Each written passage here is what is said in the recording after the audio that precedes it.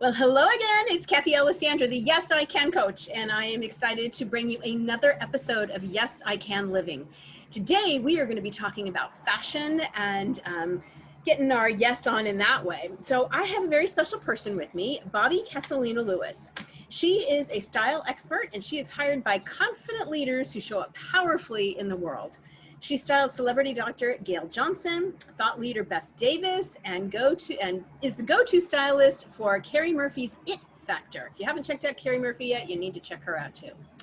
Her work has helped clients renew relationships, gain confidence, and become client magnets. And I believe she may even have a 30-minute consultation that we'll talk about at the end of today's show. But welcome, Bobbi. I'm so excited to have you with us today. I am thrilled to be here. I've been watching your other interviewees, and I said, if you can interview Joan London and Joan London can do it, I can do it. So I'm very happy to be here.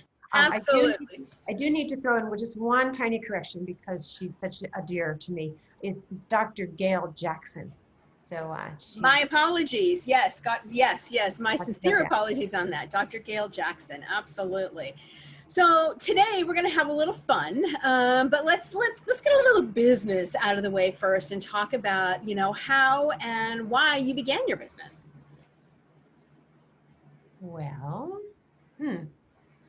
why did I begin my business? Well, it was a natural progression. I was a student in college. I was headed for probation and parole work, and I actually tried out for the Ohio State Police Department. From there, I went back home from Ohio and wanted to be a flight attendant, but I was born to fly, but no one would hire me because it was during the gas crisis. So you can kind of figure out how old I am by that. And then I waitressed and traveled and took my retirement before I went to work, and was finally discovered waiting on tables for an investment banker. And I went to work with the investment banker and helped him launch a company called Page America, which put me into the telecommunications realm, which at the time everybody said, oh, you do advertising. So nobody knew what telecommunications was. So I went from teletype and pagers, beepers, which is what we were marketing, all the way up to and including a 40-year career, including installing all the major trading rooms on Wall Street and the tri-state area in New York, as well as the Chicago and California exchange floors, into a move to California, where I worked for MCI for 12 years and introduced new technologies. And one of the technologies I introduced was a little thing called the internet. And I traveled around to major corporations and introduced the internet with Dr. Vinton Cerf, who was one of the founders. Wrote the code, the whole email code, the whole bit. And then from there, I shifted over to a little company in a neighboring town here in El Segundo called Infonet. And Infonet was promptly purchased just after I joined them by British Telecom for the account that I was hired in to handle for the Americas, a little one, by the name of Nestle, which if you've ever traveled outside the United States, they are the supermarket. So 40 years of telecom. The last 10 years, it became brutal because there was very little innovation anymore. And the innovation part was what really drove me. I'm a people person. I love being out. I love explaining things. I love bringing new technologies and new concepts and new ideas. And it just flattened out. And we were just, as my husband would say, moving the deck chairs around on the Titanic. And I said, I can't do this anymore. So I stayed as long as I could to get the maximum retirement benefit out of it. Mm-hmm. So I willed myself out of there, and they packaged me out when I wanted. And prior to that, I had started thinking, I need to get out of here. I'm done with this. It served me well. I've had a brilliant career. I'm first female VP in a large firm on Wall Street, in the early 80s. I mean, I did it all. I was happy. I traveled internationally. Lived in New York City, had the life. And so around 2010, about 3-4 years before I decided to leave and got packaged out, I said, what am I going to do? So I looked myself in the mirror in my eyes, and I said, what lights you up? What lights me up? Well, I've always liked clothes. I love helping people feel good about themselves. I think I'll do that. So, and I'd become the go-to person all through my years because I love fashion. I love particularly style. You know, putting yourself together is really the essence of what I do, and really projecting who you are and wrapping your message and, you know, putting it out there. So when you open your mouth, you look the way you sound. And so I set the intention, and I got out of the corporate world, and I would be running into people after I left, and we'd meet for lunch, or I'd go to a networking meeting, or, you know, you do all those things to find your way and find your path. I call it scratching and sniffing. I did a lot of scratching and sniffing. And people always said, "Oh, I knew I was going to see you. So you motivated me to put on a pop of color, or you motivated me to put on my jewelry, or you motivated me to do this, that, or the other thing." So I thought, oh, motivation. I motivate people to style. So, and I just put one foot in front of the other on the path, and it just keeps going. There you are. You know, it's funny you say that because it motivated me. I've got my little Kendra Scott earrings on today. I have my Yes necklace on. Color, I'm all in color. Yeah, you'll never find me in black, but there's always color. Well, speaking about this idea of motivating people to dress too, right? When the pandemic hit and we were in quarantine and there were all these meetings going on online, you started a great series that seems to have taken off. People are, you know, posting that they're trying to do it, and it was called, I believe, Dress for the Day You Want, something like that. Can you tell me a little bit about that? Because clearly that's a, you know, a bit of a pandemic pivot that you made, but also, you know, tell me about that, how that came up, and what it is. That's a great story. And you know me, I have a story for everything, because there's two things in my life that I won't abide: doing anything that isn't fun, Mm-hmm. and spending money, spending time doing something that doesn't have some value.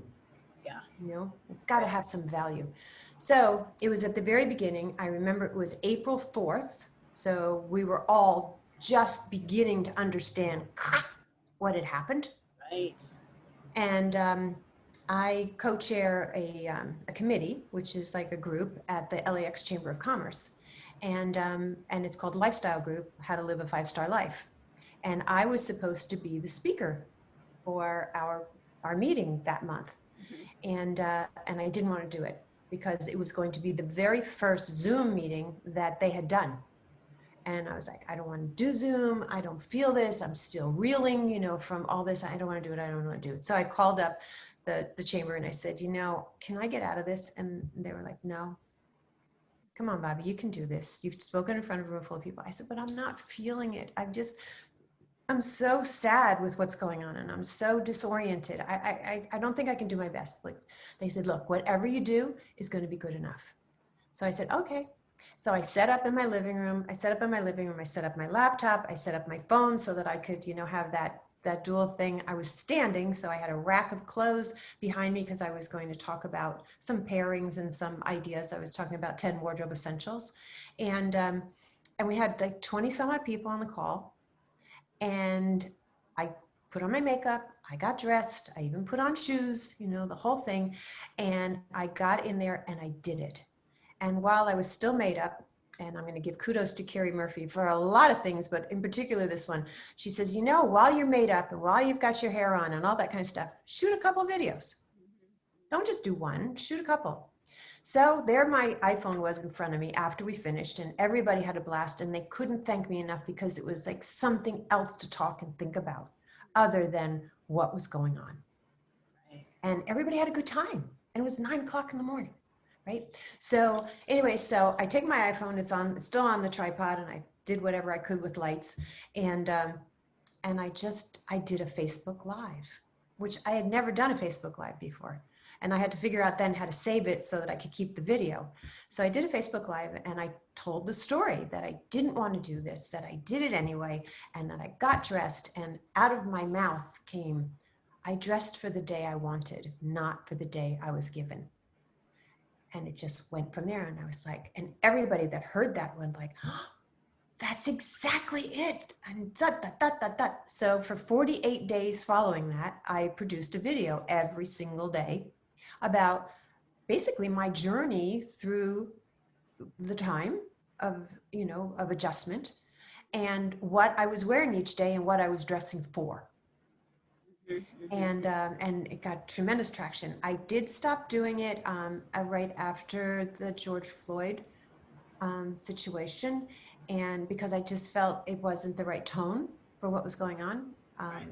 So I've popped a few out since that, but 48 days was, 48 days in a row. I put out content, and I got so much unbelievable feedback. Well, thank you. Thank you for sharing. Gosh, I thought I was the only one, kind of thing. So being able to be candid and be open and to take my interest, my business to a whole new level. Because when you're dealing with mindset and you're dealing with how people feel and how they feel about themselves, and what sometimes is seems like such a minor detail to you can make such a huge difference and affirmation for someone else. Yeah. So now, I mean, I even have guys saying, do what Bobby says, dress for the day you want. So I don't know, before this goes live, hopefully I will have secured the domain name so that so there isn't somebody else out there. So I think I'll do that. I'll make sure I give you time before we click the publish button on this. But it's fascinating because, I mean, when you think about it really, truly, this, when you get dressed in the morning, I mean, it does, I mean, your whole morning sets the tone for your day. And when for a time there, we were putting on, leggings, women, just exercise pants or whatever, and some were dressing for the top up, but some weren't even really doing that. It was just, whatever you had to do. But it does set such a different tone in your whole body and your whole mindset, right? To put on some jewelry or actually put on perfume. I've even done that. And that just, so. Yeah. And putting on shoes.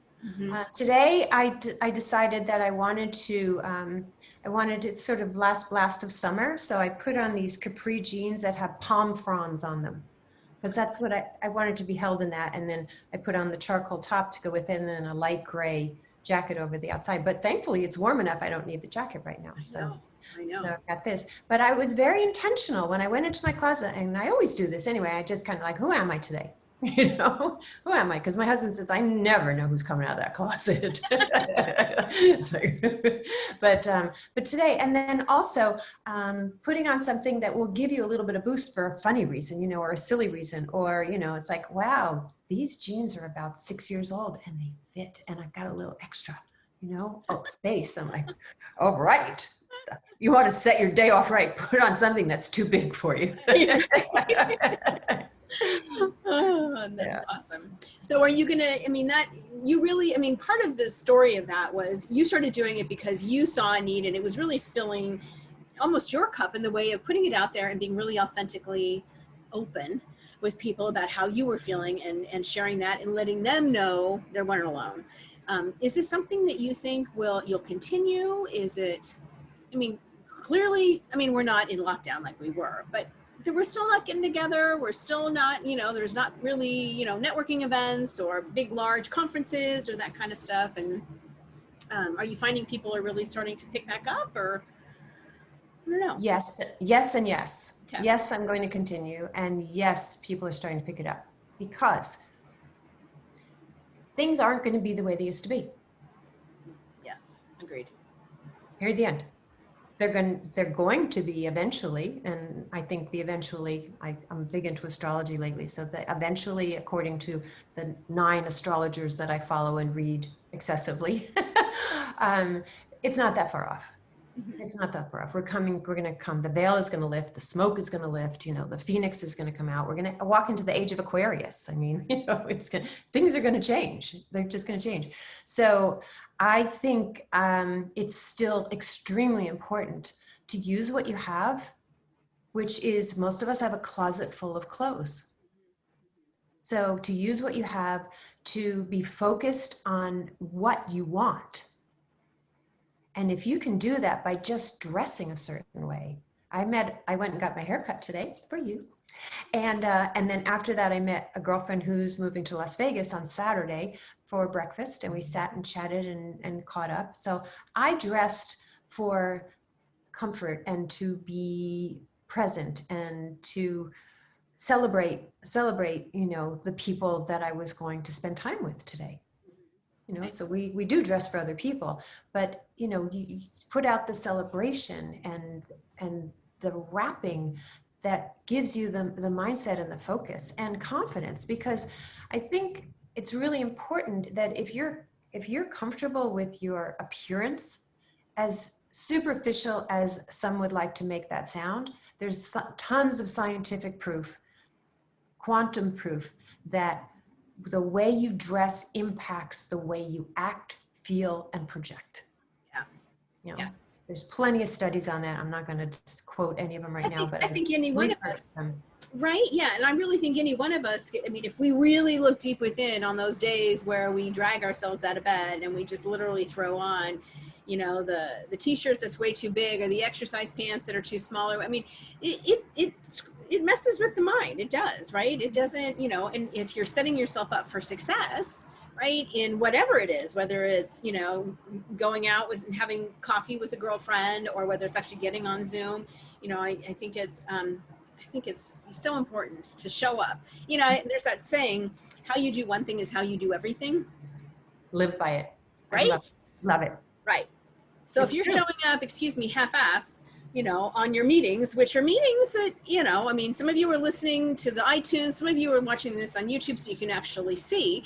But, you know, if you're showing up and not looking like you even talked about this, that, you know, we dress for others. If you're not, it's almost a disrespect in a way, I guess, in my mind, to show up not dressed for the occasion or whatever. So not only is it not helping me, but it's not necessarily putting it out for the other person. Exactly. It's kind of like I was taught at an early age. My dear friend Harvey, who passed away a couple years ago, my lifelong friend and best friend probably ever. When I was younger, and he would remind me and drill into me because people would give me compliments, and I would go, rah, rah, rah, you know, push them off. And finally, you know, he would always pull me aside. He was 18 months younger than me, so I was always the older woman. But he would remind me. He says, "Look," he says, "if somebody's giving you a compliment, don't insult them. Say thank you." So I think if you show up slovenly and the other person has taken time and effort in their appearance, then you're insulting them. You know, so you want to raise the bar. You don't want to lower the bar. And it's funny because you mentioned Carrie Murphy. I attended the Brilliant event, which was my first real long, you know, 2.5 day event on Zoom. And it was great. It wasn't the same as being in person. I'm not going to lie. And my butt did not like being sat on for 2.5 days. But yesterday I dressed for the day I wanted. So I wore a really cool sweater on top and jewelry and makeup and did my hair and the whole thing. And on the bottom, I had on pink leopard Victoria's Secret pajama bottoms. Love it. So that's who I was yesterday. So I posted it on Instagram and Facebook and stuff today. It's like, the truth be told, what was below the desk, I want you to see, because you know what? That's what I was feeling. And it wasn't for comfort. I just thought it was funky and cool and quirky. And, you know, I just thought, yeah, that's how I want to be. I want to be present and, you know, engaged. Well, it's allowing your personality to shine through too, right? I think, you know, one thing that I struggled with a few years back was expectations of others of what my personality should be, and that it couldn't necessarily show up in my clothing or my jewelry. I mean, it's, you know me, and I'm very much, you know, a lot of jewelry, usually a lot of sparkle and you know, bigger pieces and whatever, and even shoes. You know, it's my blinged out cowboy boots that that somebody once said to me, "You're not actually going to wear those out in public, are you?" I'm like, heck yeah, I'm wearing those out in public, right? You know, why would I have bought them if I'm not right? going to wear them? Exactly. So, but allowing your personality to really shine through. Yes, absolutely. And first you have to get to it. You have to find out what that is, and you know, and find out what your style is. And sometimes it takes another person to help kind of, you know, bring it out of you. It's amazing. I don't know, God gave me this like 11th sense. I can just talk to somebody on the phone, believe it or not, without even seeing them. And I close my eyes and I listen to them, and I can dress them from that. You know, and just because you are who you are. And if you don't listen to it, you need to engage someone who will listen to it, who can listen to it and help you, because then you can say, you look at the person that's giving you, flack about wearing blinged out cowboy boots, and I'm like, what planet are you from? I was like, Right. no, what, just because you wouldn't wear them doesn't mean you don't have something comparable that you should be wearing that you're not. Right. This is a good point. Really good point. Really good point. If I recall, there is a quiz on your website, a style quiz that kind of talks about some of these different personality styles. Mm-hmm. There's a style quiz. It's free to all, and also a follow-up consult, so I can talk you through your style. It's at fashionablywealthy.com, and just go over on the top. You'll say style. It says style quiz in red, and it's just a couple of questions. Answer a few things, and it'll put you into a bucket. Now, that's not going to be your definitive. I'll help you find your definitive, but it's going to take the sand pile and make it a little bit smaller. Right. So, because you'll probably lap over a little bit in one and a little bit in another, but it's just something to kind of give you a refocus. Ask you questions that maybe you don't think about, because how many of us? Okay, I used to be part of this, but how many of us always bought black or tan or navy? Or I don't have any, well, no, I have some white pants now, although I shouldn't be wearing the white pants, but you know what? That's who I am. It doesn't matter. So they've got a few extra pounds. It's all okay. No, I don't believe that. I don't believe that there's no shoulds. There's no shoulds. Yeah. There's no shoulds in your style and in getting dressed, because should is what other people put on you. That's a good point. That's a really good point. So I wear my white pants proudly. Good. So let me ask you this. I know, I know you're going to be continuing to work on the dress for the day you want, not the day you were given. But what else is next for Bobbi Castellino-Lewis? Yeah, I already know. I do. But I want you to share, because I think it is so cool and it is so much fun. And are you open to sharing that with us? Absolutely. And I'll tell you the truth, Kathy. It's getting cooler by the day. I can only imagine. Oh my God, it's just things are coming to me. I'm thinking of things and reaching out to people. Would you do this, or would you contribute? And there's a brand new, well, let me tell you what it is first. Yeah. Okay. I believe 0 birthdays are big. Okay. Some are bigger than others. I just had a really big one. Okay. And I'm not talking about 60. I'm talking about 70. Okay. I turned 70 on August 15th. And typically for big 0 birthdays, do something memorable. Take a trip, buy a car, jump out of an airplane, do something that is absolutely going to be a landmark, benchmark for that birthday and celebration. This year, with what was going on, August 15th was my birthday. So we couldn't go to Italy and Greece like I wanted to. We couldn't do this, we couldn't do that. So I said, well, what can I do? And I woke up in the middle of the night, and some of you will relate to this. I have these in the nighttime, I wake up I go to sleep pretty early, like before 10. So I wake up between like 2 and 4, and I kind of go out and roam the cosmos. It's when I look at stuff on YouTube. It's, when I just and it's so quiet, you can really hear things. So I think it was like 2 days before my birthday, I woke up in bed and I sat up and I went, so that's what 70 looks like. Because 70 doesn't have to be old and crickety and bent over and surviving rather than thriving. Right. So I'm writing a book.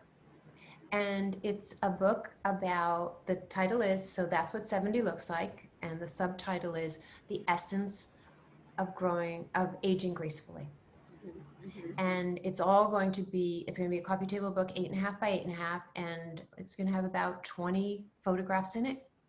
And then I'm going to weave my story from my essence point of view through all of that, because my goal is for this to be a legacy piece that will help others, regardless of what age they're at, to smooth over some of the potholes. Why step in the same potholes that somebody else has? Why not maybe glide over that and, deal with it in another way? And I'm really sick and tired of women, and I think we do it to ourselves, of women throwing themselves on the scrap heap, okay, after a certain age. oh, I don't work anymore, so I don't have to wear clothes, or I don't go here and I don't go out much, so I don't have to do this, or I'm not going to color my hair. I mean, I stopped coloring my hair a year ago, so and it's better color than it's ever been because Mother Nature knew what she was doing. But I'm really tired of that scrap heap stuff. Like, I'm too old. I'm like, whoa, you're not too old. You're not too old. I'm living to 120 strong. And for my last birthday, my 69th birthday, I did flying trapeze on the Santa Monica Pier. So don't tell me you're too old, because that's an excuse. And that's an excuse. And I think as you get older, at least as I've gotten older,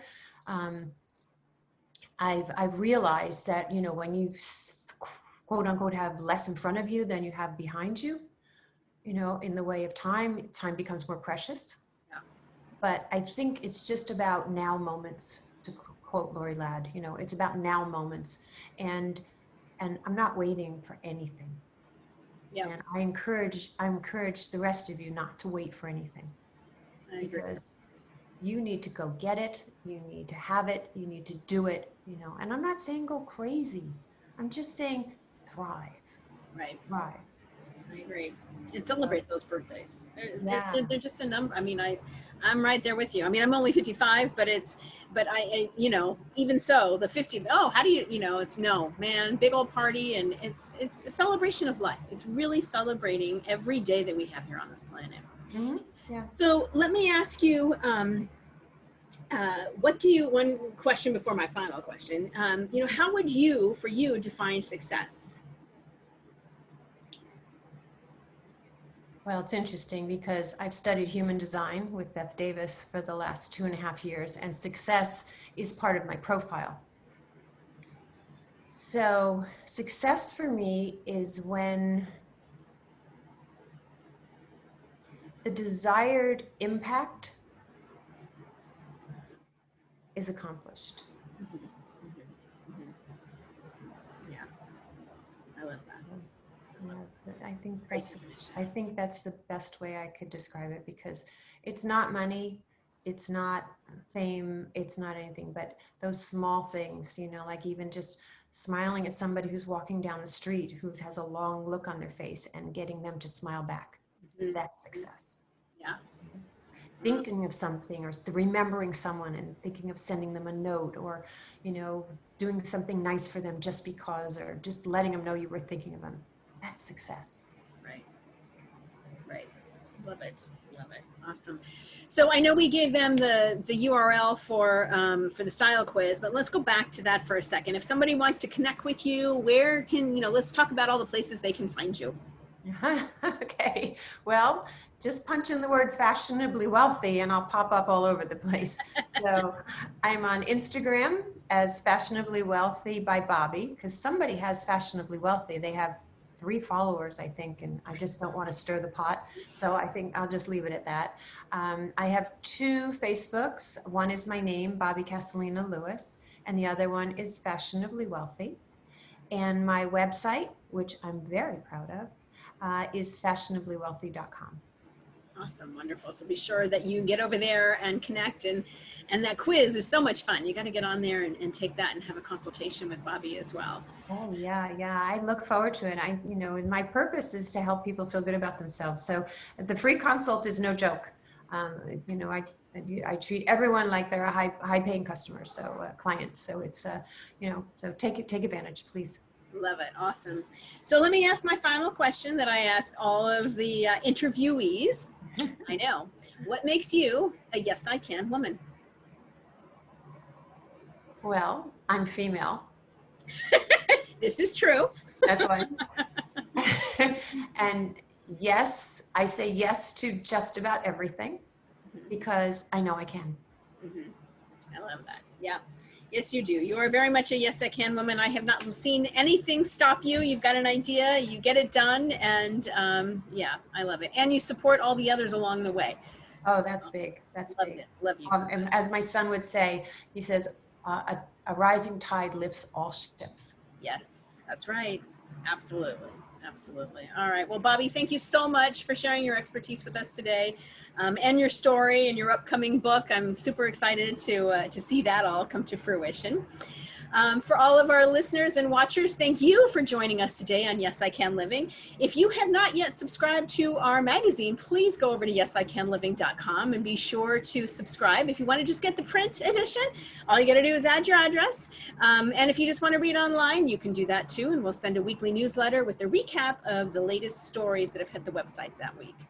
Anyway, we hope you have a great week, and I hope you have a week full of living your yes. All right, until next time, we'll see you soon. Bye-bye.